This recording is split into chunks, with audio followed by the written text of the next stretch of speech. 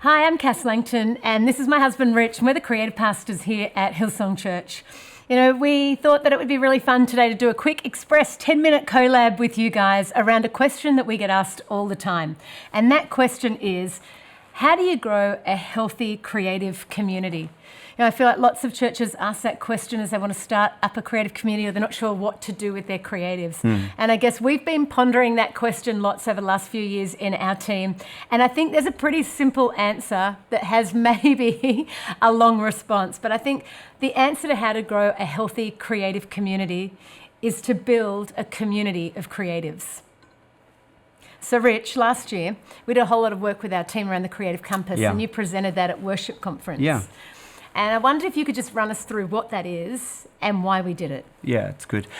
I guess because the question of how do you build a community of creatives, I guess for us, we had to step back a little bit and work out what it is that we valued as a team in order to know where we wanted to build the team and how we wanted to grow the team. So what we did was we took the 8 points of the compass and we assigned a letter to each point, and they were, creative is the topic or the acronym that we used. And I think if you've joined us for Worship Conference before, you'll have known this from last year. So I'll just go through them really quick. But we figured that Christ should be first, that relationships are super important, excellence is key, that we should be artisans and not just mass producing things, but actually crafting things. That we should be teachable, we should show initiative, have vitality, because it's all about life and living life to the full and longevity and not just kind of getting stuff done.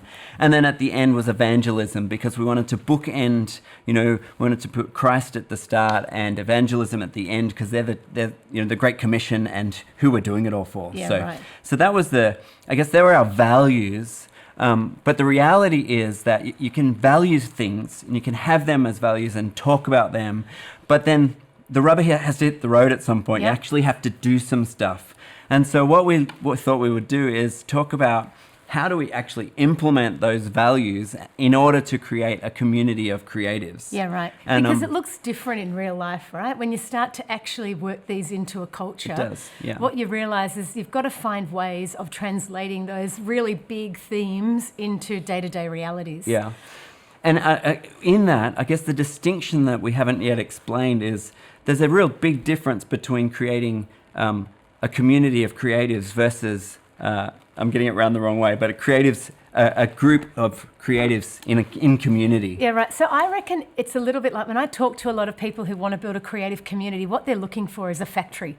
They're looking for something that can produce all this stuff that the church desires. I think lots of churches look at our church and go, wow, your film team's incredible, your staging team, your dance team, like you've got all this output happening. How do we get that output happening? And so I liken it to they want to build a factory. Yeah. But if you build a factory, you will never build a healthy team. What you have to actually build is almost a garden. And you've got to see your people as seeds planted in the garden at various stages of development and growth.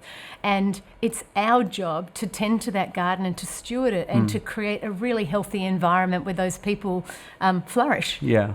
And we've talked about this lots because I guess between the two of us, we approach things slightly differently. Right. We both love people and we both want to get things done. But I would probably tend to be the one who wants to get the stuff done first and then think about the people. And Cass would probably think about the people all the time and then think about the tasks after that. But I still get stuff done, right? You manage to get the things done. But in that, I think that we're about the task. Sundays come every week, and Christmas is coming, and Easter happens every year, and you've got to do those things. But in that, the reality is that the kingdom is all about the people, and the task is a byproduct of investing into those people. Of course. So I think we've come up with a few statements that might help you to work out the culture that we've created and see what works for your own reality. The fun part of this exercise was actually we had a long conversation with a lot of our different team members and went, tell us about your experience in teams. So this actually comes from the grassroots of our team and the people that we love and we get to do life with. So number one, I think, is that we are Christians first and creatives second. So that is secondary to the fact that we are there to build and serve the kingdom and outwork the Great Commission. And I think the second one then follows on with that. Yeah, that the church is first and we're a community of creatives second. So we're not separate to our church. We don't have our own vision. We're actually building the vision of our local church. And so that comes first. And so we're wanting to always invest into our people, making sure that they're loving the Lord first, and then they're loving their local church first and are part of that, and then doing whatever they do and bringing their gifts and talents to the table. Which actually looks like, it means that our team nights on a Thursday night where we gather as creatives can't take precedent over our Sunday gatherings. The places where the church gathers, the ways that we do pastoral care for people through connect groups and those things, they matter to the health and well-being of our greater church. Yeah. I think the third thing that matters is that people are allowed to buy into a vision that is bigger than themselves. And they are actually able to define what matters most and then how to tell the stories of discovery. So I love that. They know that the vision of our church is actually to reach people, to win the lost. And that the way that we do that is with the creative giftings that are in our hand. Everything ties to something bigger and to a bigger picture, and they can articulate how what they're a part of ties to something. So if they lead worship on a Sunday, if they take photos, if they're out the back on words and lyrics, if they're dancers, they can actually tie that to kingdom outcome. That's exactly right. And then number 4 would be that we are all about fun and joy and lightheartedness and all things that are just enjoyable. You know, the Bible says that you should serve the Lord with gladness. Exactly, and that God comes to give us life abundant, you know, fun life and big lives. And I actually think one of the things that was key in turning the culture of our church was actually realising creatives have a tendency towards the melancholy and the intense, but we actually have to frame everything with joy and positivity. Yeah. So number 5. Yeah, we think people over task. Yeah. So our predominant thought, which you kind of said at the start, is that we're all about the people and then the task and not the other way around. But having said that, there is a task to be done. Right. And so but that brings us to point number 6, right? Yeah. Which is where there's work to be done, we produce work that people are proud to be associated with. Exactly. Yeah, so you that's don't our thought of excellence at work, right? Exactly. Yeah. Sorry. No, well, you just don't want to create a team that no one wants to be a part of. So hence the fun, hence the enjoyment, hence the places for everyone. And pride in what you produce. Exactly. So if you can't do it well, sometimes people won't want to be a part of it because it's just they don't want that to represent them. Number 7 is where selfless sacrifice and generosity reigns, people feel cared for and are able to contribute. So like our people are incredible. They give of themselves in ridiculous ways. And I think it's been modelled from leadership right from the beginning. It's part of a legacy that we find ourselves in the middle of. And I think of people like Darlene Check and Brian and Bobby and Ian Fisher and Ray Batten and like the generals of the creative team faith. They have always laid down their life for others.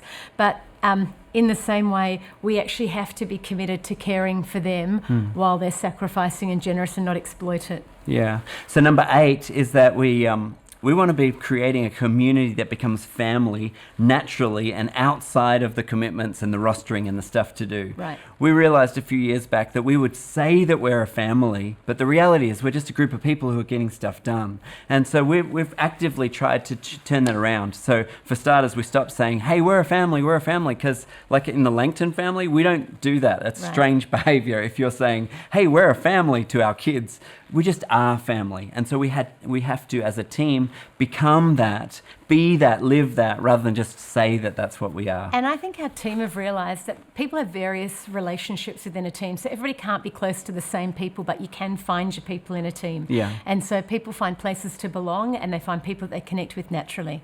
We haven't forced it. Okay, number 9 is people in our team have had a way made for them, and so they therefore turn around and make ways for others. And I think that is the beautiful thing about watching this generational leadership and not being so precious and protective of the positions that you have. So our key worship leaders are always looking behind to go, who can we bring through? Who can we empower? Who can we help? And in every area of team, I think you find the lighting guys bringing through young lighting guys, the camera guys bringing through young camera guys. And there's a really lovely exchange of talent and gift, and people are generous with what they have in them. Yeah, and the last one, number 10, is that we champion each other. And I love this in the seen and the unseen, and we're able to appreciate each other. So in our team, we love that it's not just worship leaders, it's not just musicians, it's not just singers or production people, but it's the whole cross-section of creatives. And we try to make a place for everybody, even when we don't need to. Sometimes we make up places.